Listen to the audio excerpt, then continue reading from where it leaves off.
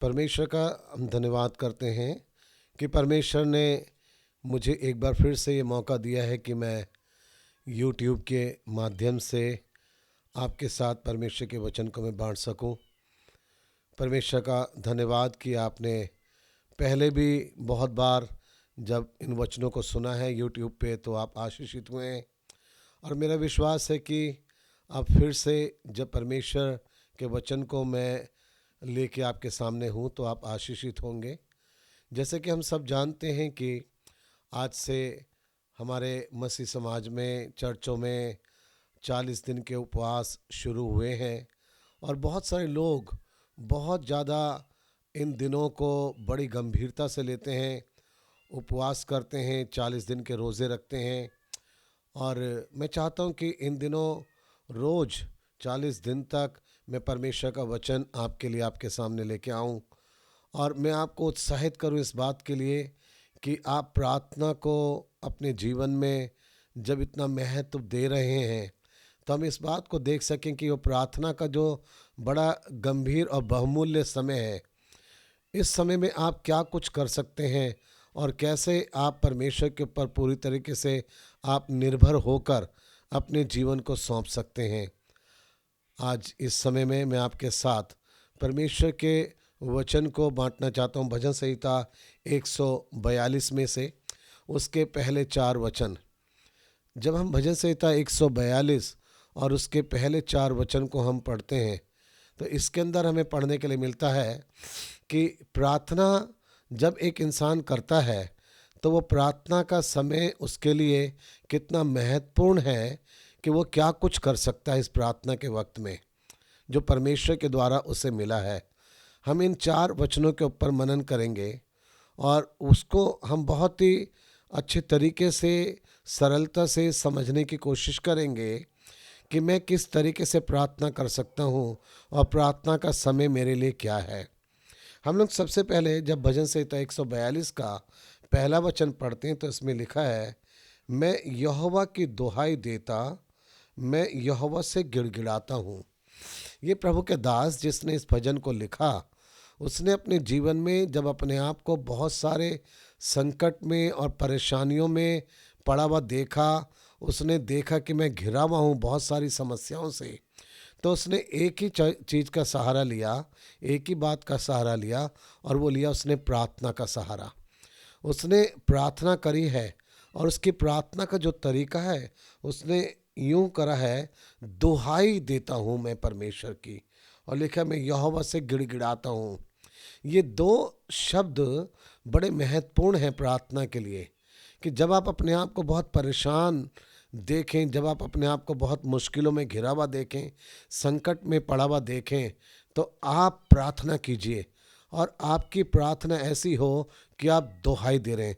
दुहाई देने का मतलब है कि आप किसी चीज़ के लिए बहुत व्याकुलता के साथ बार बार परमेश्वर को पुकार रहे हो।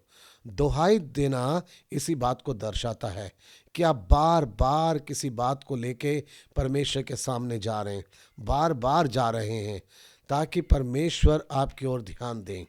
और दूसरा जो शब्द है गिड़गिड़ाना, गिड़गिड़ाना इस बात को प्रकट करता है कि जब एक इंसान गिड़गिड़ा के प्रार्थना करता है परमेश्वर के नज़दीक आके, तो वो इस बात को दिखाता है कि मैं अब हार चुका हूँ, मैं अब हार चुका हूँ, और मेरे कंट्रोल में, मेरे अधिकार में, मेरे वश में कुछ भी नहीं है, सब कुछ मेरे हाथ से निकलता जा रहा है, और अब एक ही उम्मीद है, परमेश्वर आप है मेरी उम्मीद। और वो परमेश्वर के सामने ऐसे ही प्रार्थना के समय वो गिड़गिड़ा रहा है। तो आप याद रखिए कि इन दिनों जब प्रार्थना का समय परमेश्वर ने आपको दिया है, आप अपनी मुश्किल समय में आप परमेश्वर की दुहाई दें, प्रार्थना करें, प्रार्थना को बहुत महत्व दीजिए अपने जीवन में, परमेश्वर की दुहाई दीजिए। जिस चीज़ को आप अपने लिए बड़ा बहुत एक पहाड़ के समान समझ रहे हैं, वो कुछ भी आपकी समस्या, कोई भी मुश्किल हो सकती है, अब जिसमें से निकलना, जिससे बाहर आना आपके लिए बहुत बड़ा एक चुनौती बन चुका है, इस टाइम में आप प्रार्थना कीजिए। प्रार्थना के द्वारा ही आप बाहर निकल सकते हैं। आप गिड़गिड़ाइए, दुहाई दीजिए परमेश्वर की।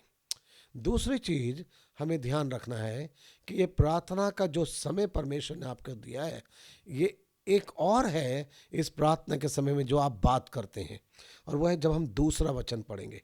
दूसरे वचन में यूँ लिखा है, मैं अपने शोक की बातें उससे खोल कर कहता, मैं अपना संकट उसके आगे प्रकट करता हूँ। ये प्रार्थना का वो समय है जब आप इन दिनों प्रार्थना में अपने आप को बहुत ज़्यादा आगे बढ़ा रहे हैं। रोज़ आप उपवास करेंगे, प्रार्थना करेंगे, और इस टाइम में जो परमेश्वर ने आपको समय दिया है, ये समय है कि जैसे वचन में लिखा है, अपने शोक की बातें परमेश्वर से खोल कर कह दें। ऐसे शोक जिसकी वजह से आपका दिल टूटा हुआ है, ऐसे निराशाएं जिसमें आप फंसते चले जा रहे हैं, ऐसे आपके जीवन का दुख, निराशाएं जिसमें आप डूब रहे हैं और आप किसी को नहीं बता सकते, किसके पास जाएं, कोई आपके शायद सुनने को तैयार नहीं है। ऐसे समय में परमेश्वर कहना चाह रहा है, तो मुझसे बोल। और यहाँ प्रभु के दास ने कहा, मैं अपने शोक की बातें उसे खोल कर कहता। परमेश्वर के आगे अपने टूटे हुए दिल को लेके जाएं। बाइबल में लिखा है, परमेश्वर टूटे और पिसे हुए मन को तुच्छ नहीं जानता। हन्ना के जीवन में एक बड़ा शोक था। उसके शोक का कारण ये था कि उसके पास कोई संतान नहीं थी, और इस वजह से उसके साथ में रहने वाली जो स्त्री थी, वो उसको बहुत ज़्यादा सताया करती थी, उसको बहुत वो परेशान करती थी। अब ये अपने शोक की बातें किससे कहे? हन्ना अपने हृदय के शोक को लेकर परमेश्वर के मंदिर में, परमेश्वर के भवन में गई, और उसने परमेश्वर से खोल कर कह दिया अपनी बातें, अपने शोक की बातें। इसी तरीके से आप भी अपने जीवन के शोक की बातें, जो आपका बड़ा दुख है, जो आपके बड़ा दिल का निराशा है, आप परमेश्वर के पास जाके अपना दिल परमेश्वर के आगे खोल दीजिए। और लिखा है कि इसमें दूसरे वचन में, मैं अपना संकट उसके आगे प्रकट करता हूँ। जो शब्द है ना, प्रकट करना, प्रकट करने का मतलब है दिखा देना, बता देना, छिपा के नहीं रखना है। तभी ये शब्द यहाँ पे आया है कि मैं अपना शोक उसके आगे प्रकट करता हूँ। आप अपने जीवन की सब बातें सबके सामने नहीं दिखा सकते, नहीं प्रकट कर सकते, लेकिन प्रार्थना का वो वक्त होता है जब आप परमेश्वर के आगे अपना शोक खोल कर कह सकते हैं और अपना संकट उसके आगे प्रकट कर सकते हैं, उसको बता सकते हैं, उसको दिखा सकते हैं। परमेश्वर, ये मेरे जीवन का संकट है, परमेश्वर ये मेरे जीवन की इतनी बड़ी मुश्किल है। आप परमेश्वर के आगे अपना संकट आप प्रकट कर दीजिए।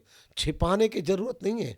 जिस चीज़ से भी आपको डर लगा हुआ है, जिस चीज़ से भी आप घबराए हुए हैं, जो भी बात आपको आज परेशान कर रही है, आपके जीवन का जो बड़ा संकट है, आप परमेश्वर के आगे उसको प्रकट कर दीजिए। मत छिपाइए।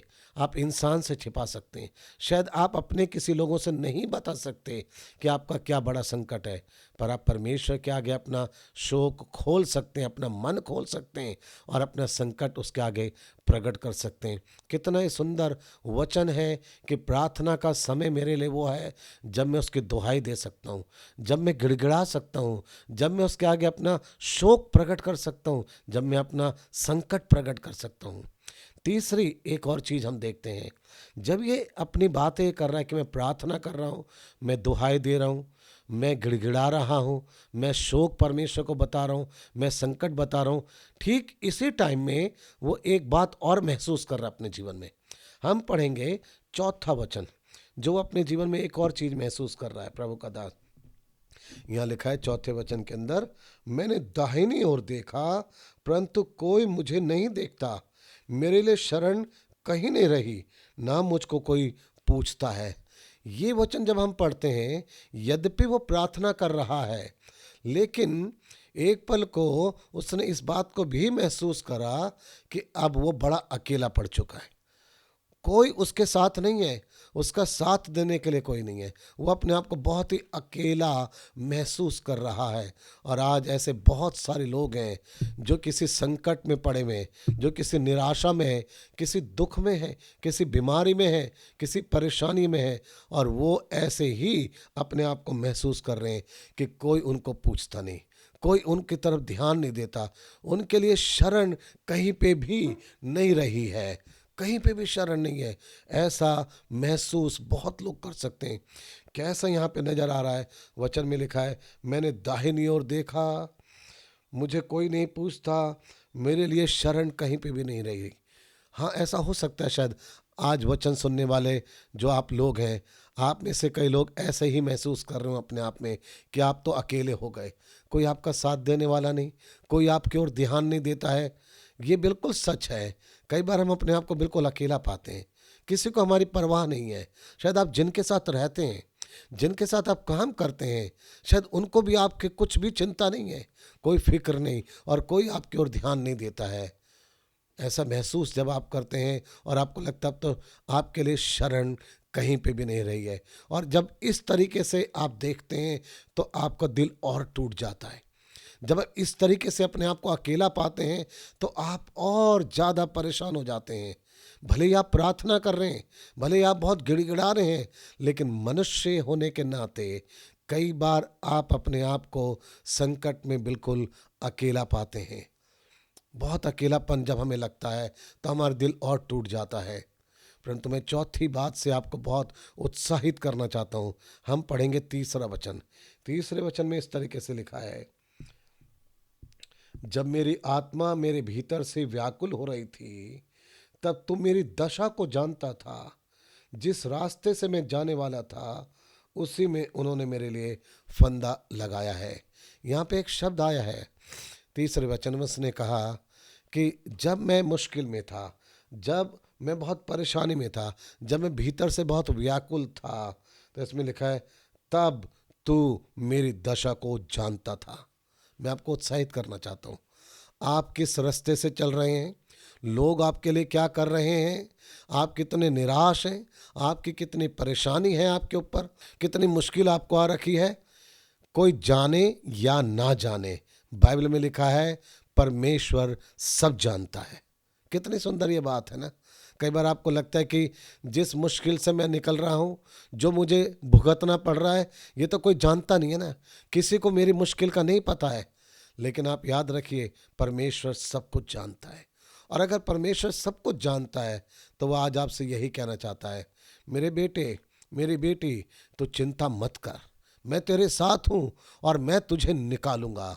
तुम मत घबरा, तुम मत डर, मैं तुझे निकालूंगा इस परेशानी से। आज वचन के सुनने वाले आप सभी से मैंने कहना चाहता हूँ, मेरे भाई, मेरी बहन, मैं आपको उत्साहित करना चाहता हूँ। आप भले ही अपने आप को अकेला महसूस कर रहे हैं, भले हो सकता है आप बहुत गहरी निराशा में हैं, लेकिन परमेश्वर सब कुछ जानता है और आज वो आपसे कहना चाहता है, मैं तुझे इस परेशानी से बाहर निकालूंगा। परमेश्वर सामर्थी है, वो आपको हर मुश्किल और हर परेशानी से वो निकाल सकता है। बस आप प्रार्थना करते रहें, परमेश्वर पे भरोसा करें, उसके आगे अपना शोक प्रकट करें और परमेश्वर आपको हर मुश्किल से बाहर निकाल लेगा। उसके अंदर सामर्थ है, वो आपको प्रेम करता है, क्योंकि वो आपके एक एक दुख को जानता है। कौन क्या आपके साथ कर रहा है, परमेश्वर जानता है। कितनी बीमारियों से आप जूझ रहे हैं, परमेश्वर जानता है। आपके मन में क्या बातों को लेके एक डर और भय और चिंता आपको लगी हुई है, परमेश्वर जानता है। परमेश्वर के ऊपर अपना भरोसा बना के रखें। परमेश्वर आपके साथ है, वो आपकी मदद करने के लिए। परमेश्वर का धन्यवाद हो इस वचन के लिए। मैं खुद इस वचन से बहुत उत्साहित हुआ हूँ और मेरा विश्वास है आप भी बड़े उत्साहित हुए हैं। परमेश्वर आपको आशीष दे और आने वाले टाइम के लिए अपने आप को तैयार करें। हम और अधिक ऐसे ही उत्साहित करने वाले परमेश्वर के वचनों को आने वाले टाइम में सुनने वाले हैं। आप प्रार्थना में रहें, अपने आप को अकेला मत समझिए। परमेश्वर आपके साथ है, वो आपको प्रेम करता है। प्रभु आपको आशीष दे। आमीन।